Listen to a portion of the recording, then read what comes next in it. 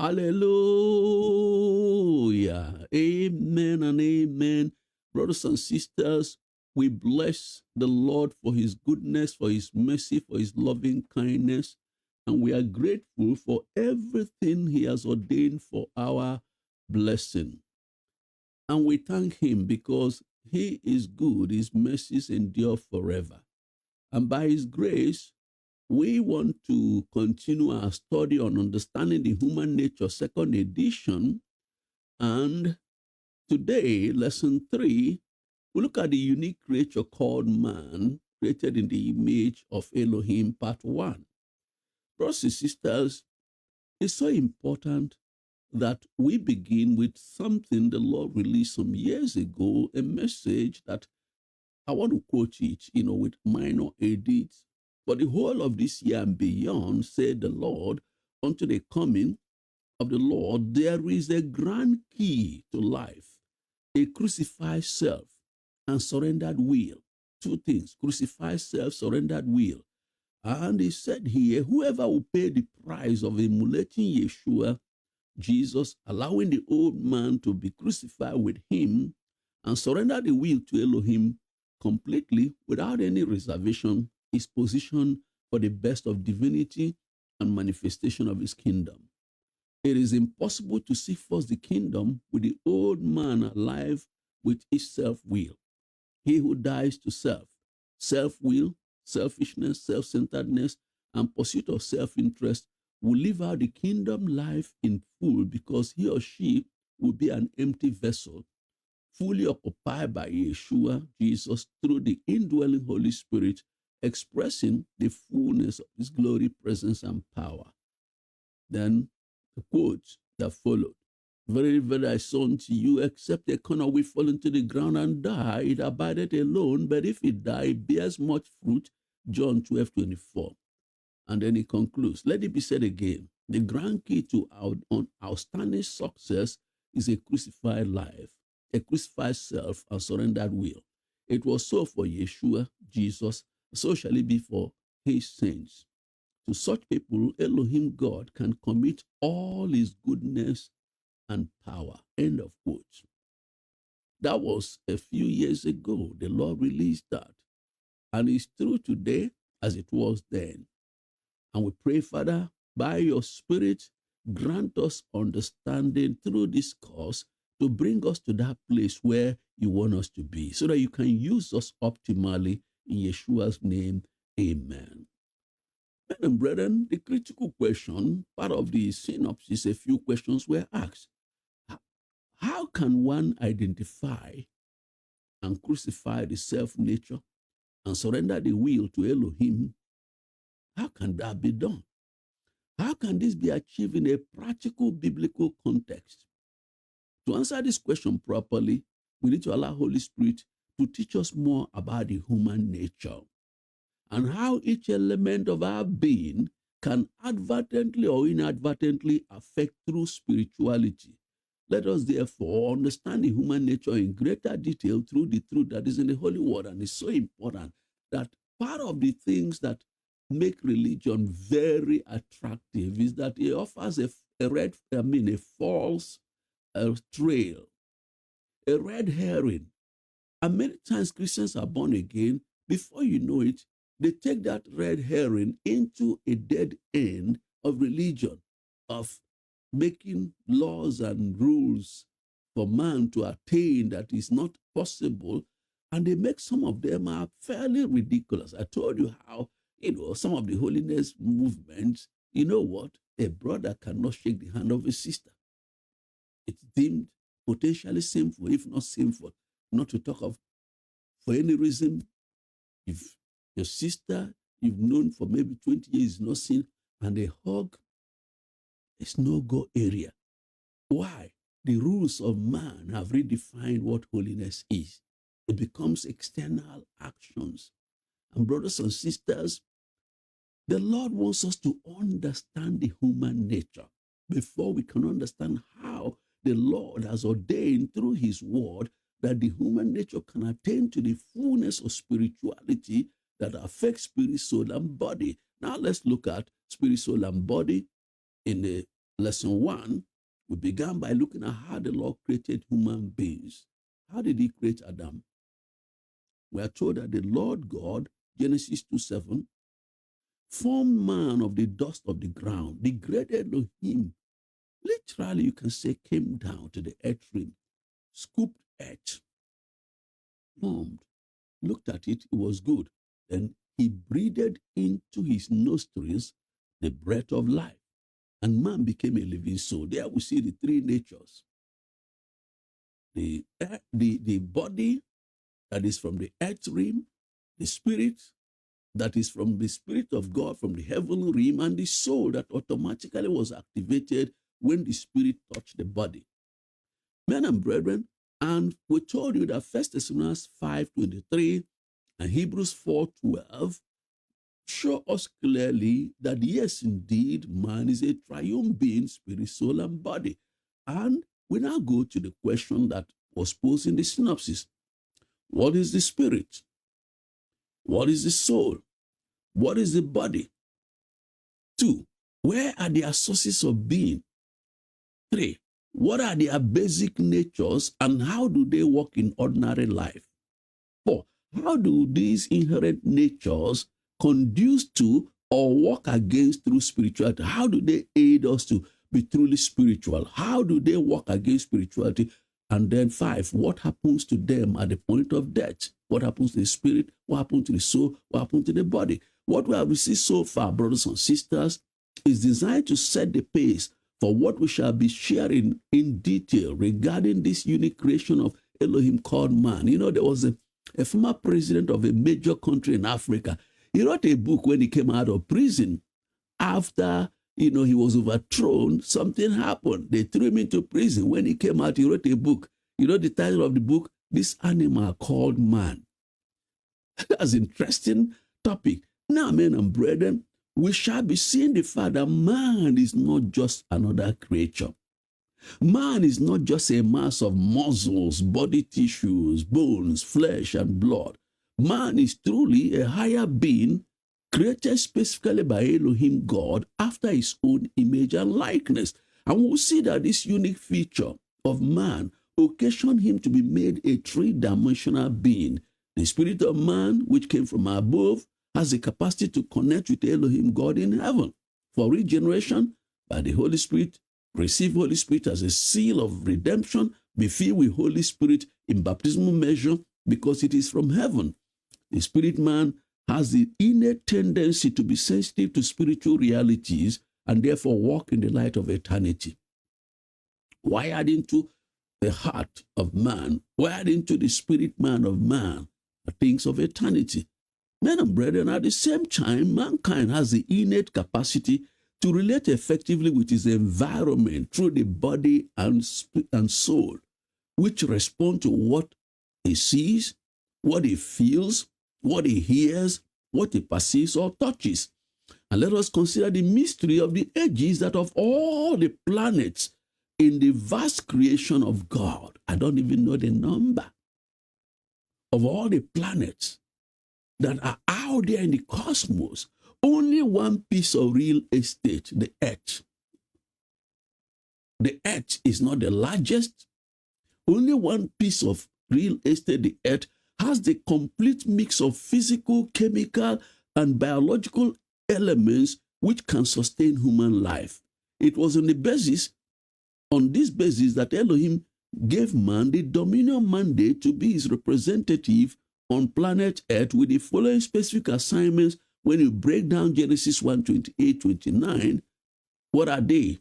1, receive his blessings. 2, be fruitful and multiply, procreate and fill the earth with humankind. 3, subdue the earth, take charge and bring everything therein under subjection. 4, exercise dominion over every living thing on the land, in the sea, and in the waters. As ambassador of his kingdom, act on his behalf to make sure that all creation fulfill their purpose. 5, to eat all the things considered edible among fruits, animals, and birds. 6, in addition, Genesis 2:15 says man was given the responsibility of dressing and keeping the earth. Of all these assignments, agree Psalm 115 verse 16. God gave man the earth as an inheritance. What does Psalm 115 verse 16 say? Even the heavens are the Lord's, but the earth had he given to the children of men. That's interesting. Ironically, saints have not invested substantial time to study and pray to understand and walk in the realities of Genesis 1:26 to 29. And those who aspire to, they fail in one basic issue. They try to enjoy the blessed state without aligning themselves with the Creator to be who He created them to be. And that's a very terrible thing. Up to today is a major problem of Christians. But listen to this. To be must precede to do. To be and to do must precede to receive. People want the blessings of Elohim. People want to walk in the blessings, but they don't want to be who He created them to be. They don't want to do what He created them to do, what He created them to do. And that's not a right thing. And so we're going to look at these three dimensions of man a little bit more right now. Now take note. Number one, the body.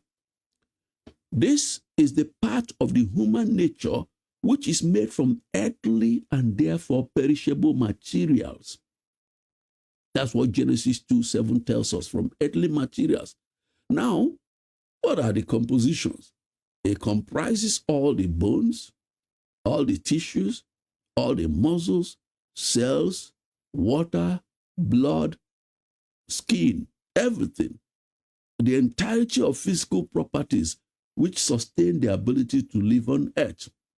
The body of a person is activated when, on approval of the Creator, through the meeting of people who are lawfully married, there is a new creature that comes out of that. And that's why abortion is deemed terrible, much like, killing,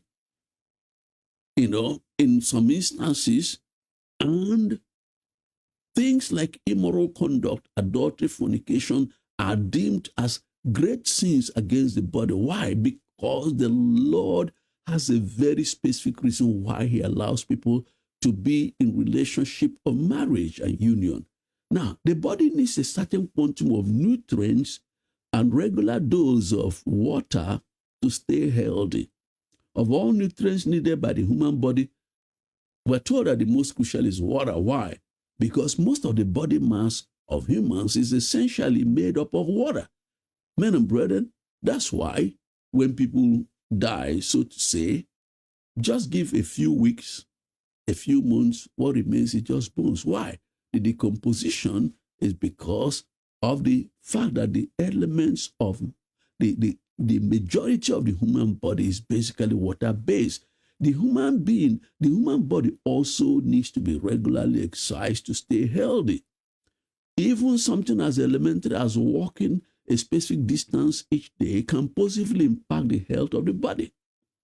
And these are things that are realities. Unfortunately, because these things are not discussed from the new believers class, you know what churches are busy doing? To make you member of a church, to tell you what they do and don't do in their church.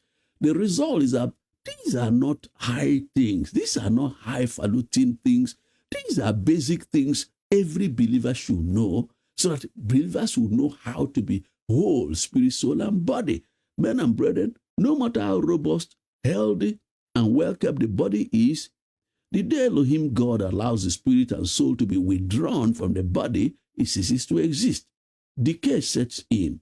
The body is at best, therefore, a vessel to carry the higher purpose of the Creator, which is in the spirit man and the soul. Take note of that. The body can be considered, therefore, an earthly house in which the spirit man and the soul of human beings live. And two scriptures attest to this. 2 Corinthians 5:1. For we know that if our earthly house of this tabernacle were dissolved, we have a building of God and house not made with hands, eternal in the heavens, talking about the celestial body that will come upon those who die in the Lord. And then Peter said something in 2 Peter chapter 1, 13 to 15. Yea, I think it meet, as long as I am in this tabernacle, as long as I, Peter, are in this body suit, to stir you up by putting you in remembrance, knowing that shortly I must put off this tabernacle, this my tabernacle, the body suit. He said, I must put it off shortly, even as our Lord Jesus has showed me. Moreover, I will endeavor that you may be able, after my disease, when I have left this body, to have these things always in remembrance. Brothers and sisters, that is why the wonderful architecture of the human body is a wonder to behold. As intoned by David in the book of Psalm 139, he said from verse 13, for thou hast possessed my reins, thou hast covered me in my mother's womb. I will praise thee, for I am fearfully and wonderfully made. Marvelous are thy works, and that my soul knoweth right well. My substance was not hid from thee when I was made in secret and curiously wrought in the lowest parts of the earth. Thy eyes did see my substance, yet being unperfect, and in thy book all my members were written, which in continuance were fashioned, when as yet there was none of them. How precious are thy thoughts unto me, O God, how great is some of them. Men and brethren, David marveled about the human body. The human body is a wonder to behold. But brothers and sisters, as we're going to see in this download, most of the times, we human beings do not treat the body with the respect it deserves. We do not give the attention it deserves, because our understanding of holiness is jaded, is not complete, and this course will help us to have first appreciate what the Lord has given to us, and then know how we can be good stewards of the properties of our being. Now let's look at the spirit man. We're not going, the soul will be considered separately, because that's the main issue when it comes to holiness, is the soul. Let's look at the spirit. The spirit of man, as we saw in Genesis 2:7, comes from the Lord. It is a heavenly source component. Now take note of this. The spirit of man, of the human, is eternal. It comes from Elohim and does not die. Rather, it will live forever in the presence of the Maker, or it will suffer perpetually with Satan. These are the two destinations of the spirit: to live forever with Elohim in bliss and joy, or to suffer eternal torment with Satan. This is why the heart or spirit man of sense is wired with an innate consciousness of eternity. It doesn't die. 2, the spirit man is also called the heart of man, not the physical object which pumps blood. It's also called the belly, or deepest recesses of man. It is from here that Yeshua says that the Holy Spirit will flow from those who believe in him. Out of their belly shall flow. Why? That's where Holy Spirit comes in to stay. The spirit and the soul share some common features, because both constitute the eternal part of man. Most of what we will say concerning the spirit man are applicable to the soul. However, the soul differs greatly from the spirit in some other areas of life, which we'll consider from the next lesson. 3, it is in the spirit man that Holy Spirit convicts human beings of sin, of righteousness, of judgment, and floods the light of revelation of who Yeshua is and what he did for us at the cross of Calvary. Ephesians 2 says in verse 1, and you has he quickened, who were dead in sins and trespasses. That's what we are. Every human being is dead in sins and trespasses until the day Holy Spirit comes to quicken that dead spirit man. Quicken means make alive, resurrect from the dead. Why do you think people do what they do and they don't feel it? They kill, they steal, they commit fraud, all those things that they do. Why? Because the spirit man is dead. Until a day, with the preaching of the gospel under the anointing of the Holy Spirit and much prayer, the word of God penetrates, and Holy Spirit goes to touch that dead spirit and quickens it. Men and brethren, in other words, it is the spirit man that experiences regeneration at the moment of conversion. Hence, the spirit man is translated from the kingdom of darkness, translated to the kingdom of Elohim. John 3:1-9, Colossians 1:12-14 tells us about redemption and this translation from one kingdom to the other. 4, it is here that we are made alive in Christ Jesus. It's here that we are seated with him in heavenly places far above all principality and power. Ephesians 2, 1-10 and verse 13. What the spirit man on the inside is determines how a person lives and his or her responses to issues of life, including temptations and trials. Temptations are outside, trials are outside. What the spirit man, the quality of the spirit man will affect the soul's response to things on the outside and the body's response and the overall response of the human being to what he or she passes through. 5, it is also within the spirit man that the Holy Spirit resides and empowers the saints. When one is baptized in the Holy Spirit, what happens?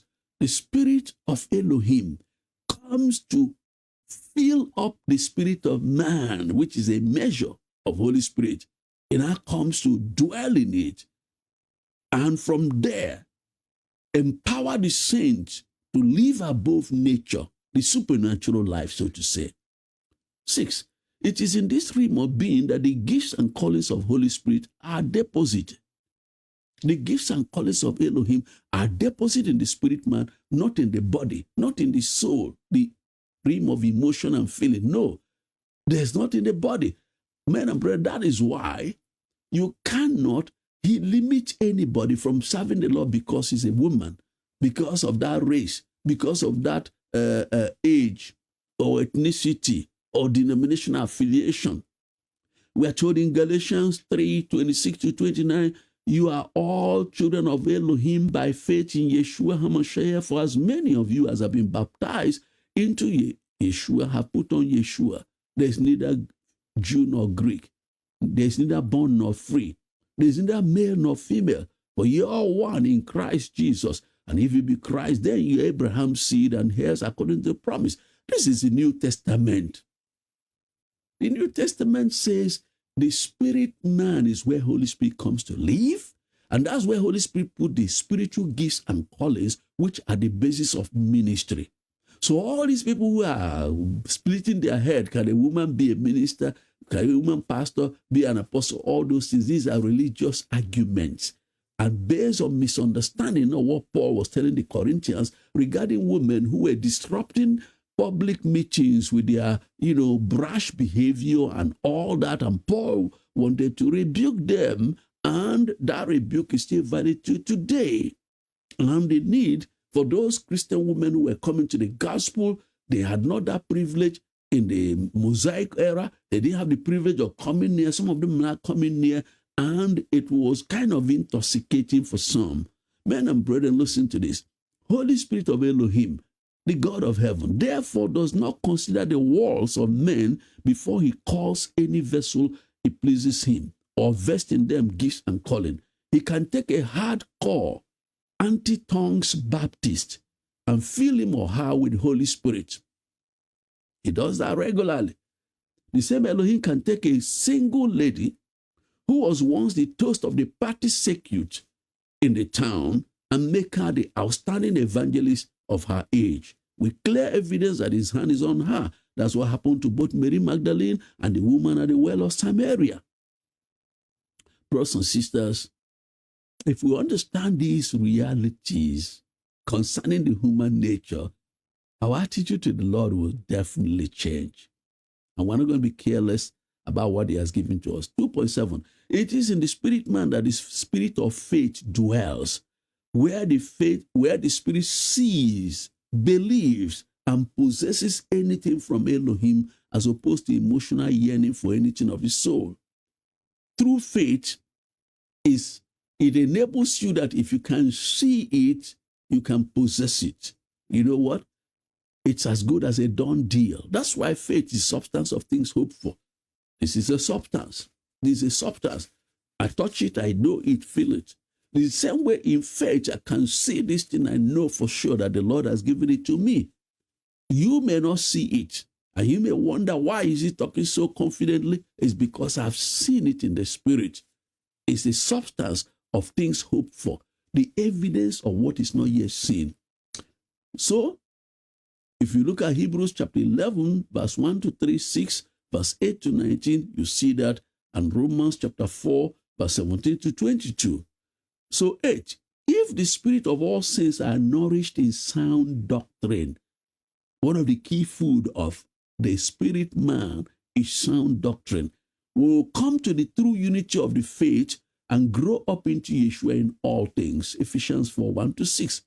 A unity that is not based on having a common understanding of what the word says is suspect and may relapse into ecumenism. That's what you see today. Oh, let's have a Christmas gathering together so that the world will know that Christians are still in this town. That's ecumenism, because this one believes Holy Spirit is for today. This one say, I don't believe. This one believes women can minister. This one say, I don't believe. No, that's ecumenism. The Lord wants us to walk towards unity of faith by teaching the same thing, lifting up the Lord alone, not our denomination, not our own pocket agendas. So 2.9, brothers and sisters, trauma and challenges of life can come upon any human being at any time. However, those who overcome such challenges and survive to tell the story are those whose spirits are strong and whose souls yearn to live and overcome. Somebody may suffer an accident, horrific accident. If the spirit man is strong and the soul is determined to hang on the Lord and his word, such a person may overcome the same accident that kills somebody instantly. Somebody may be able to handle it. Men and brethren, that's why we need to understand something, that our spirit man ought to be sharp and alive always.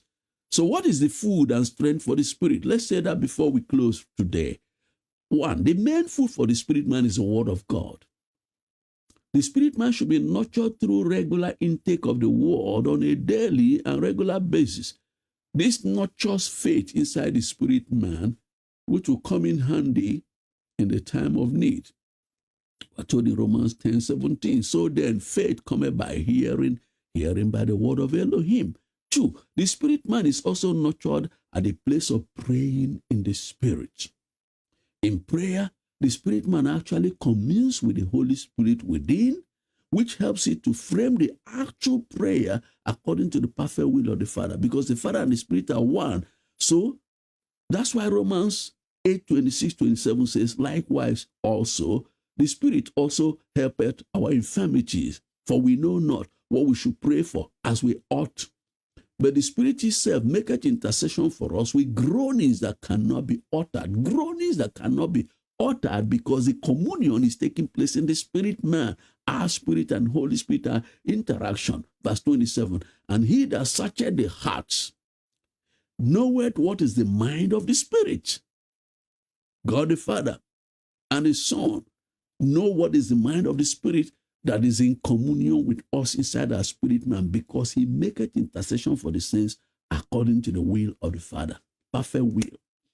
That's why we're told in 1 Corinthians chapter 14, verse 14, if I pray in an unknown tongue, my spirit prayeth, but my understanding is unfruitful. My understanding in the natural may not understand all that is communing, is pure prayer, pure.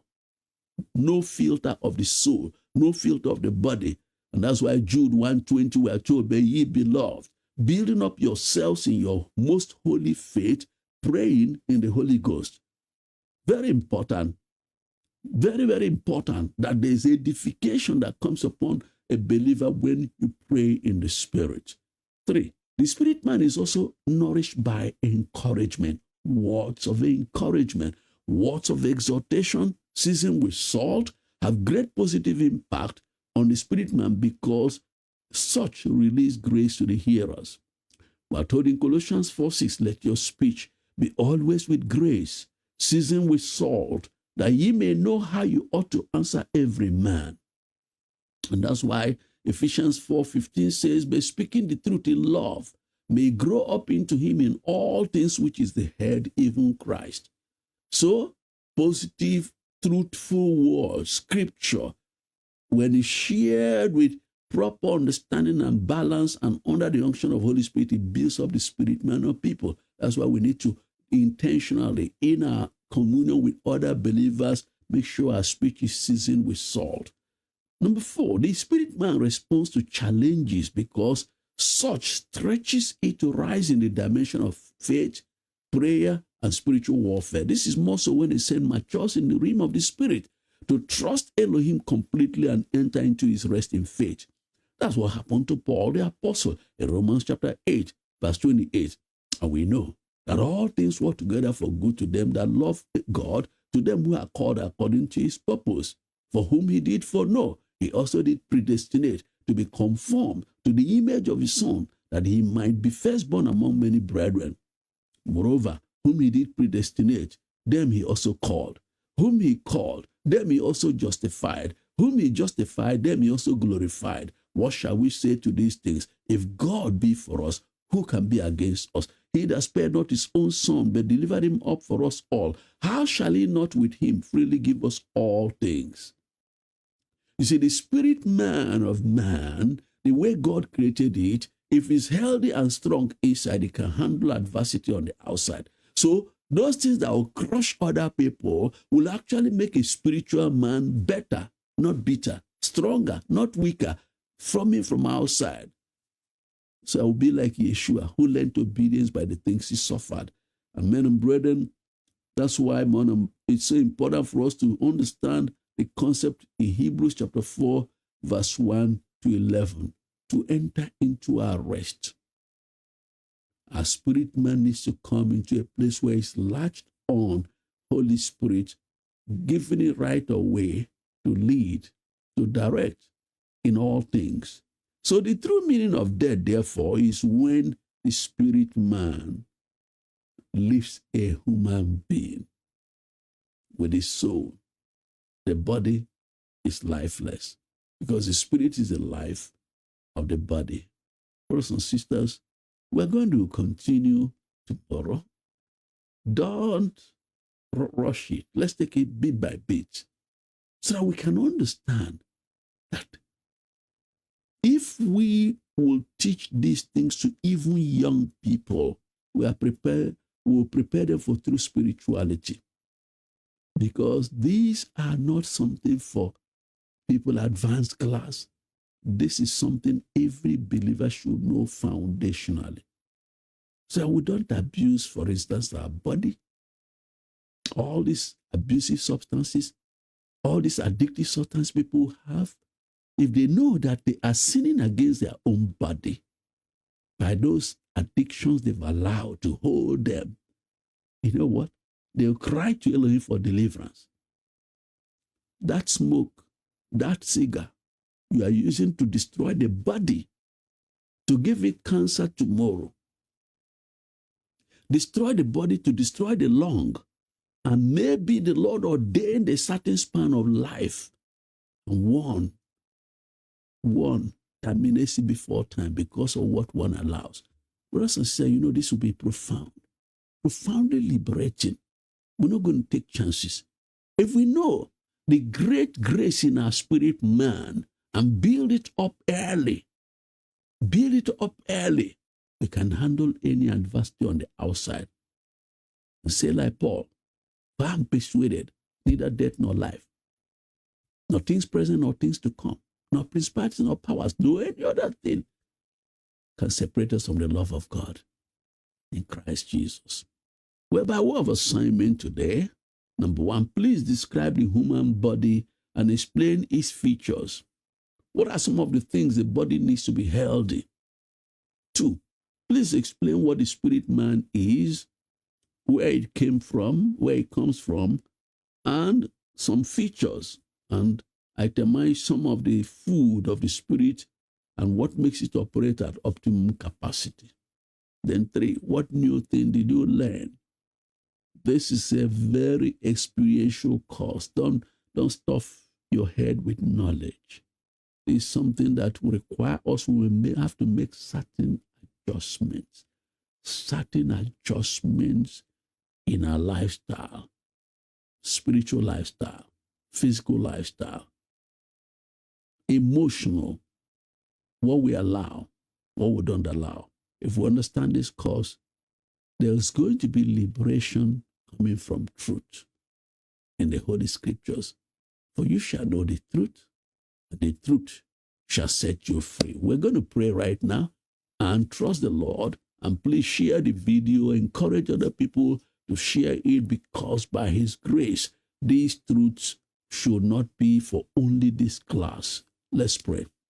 Dear Father in heaven, thank you so much for your goodness, for your mercy, for your loving kindness. We ask you to help us to apprehend what you are saying in the now. That, Lord God Almighty, your word will bear fruit 30-fold, 60-fold, 100-fold to your own praise and glory. In Yeshua Jesus' name we pray. Amen. Thank you so much for being with us on this program and watching, and we believe you learned something and the Lord bless you. Now it's time to connect with us on our social media platforms. We have a daily live stream on Facebook, Monday all the way to Sunday, every day, about 10:30 a.m. UK time, and that's the same as Nigerian time. And it's either Apostle George Monday to Friday to Thursday, Pastor Grace Friday to Sunday, and then in the evening of Sunday we have two sessions from 5:30 to about 6, after 6 another one up to 7. So please join us on the live stream and you're going to enjoy it. We also visit our website www.gsom.ac to download free ebooks. This course you just listened to, all these lessons, there's an ebook we have free of charge. Everything we do is free. But more importantly, you can actually do your program on, ebooks. You can do your program entirely on ebooks and with this video, or anyone you want. You can also, if you want to do the Yes course or do the master class, you can go to www.kingdomboostclub.com and you can subscribe so that you can do it. You can also subscribe to our channels, this YouTube, gsom.tv, and we also have a Telegram channel, GSOM Media. You can send us an email at akclive.tv@gmail.com. We love you dearly and we want to partner with you to make sure that the body of Yeshua, Jesus, is empowered with truth. Remember, it is the teach, train, equip, activate, and release paradigm. Absolutely free of charge. Have a blessed day and we'll see you again soon.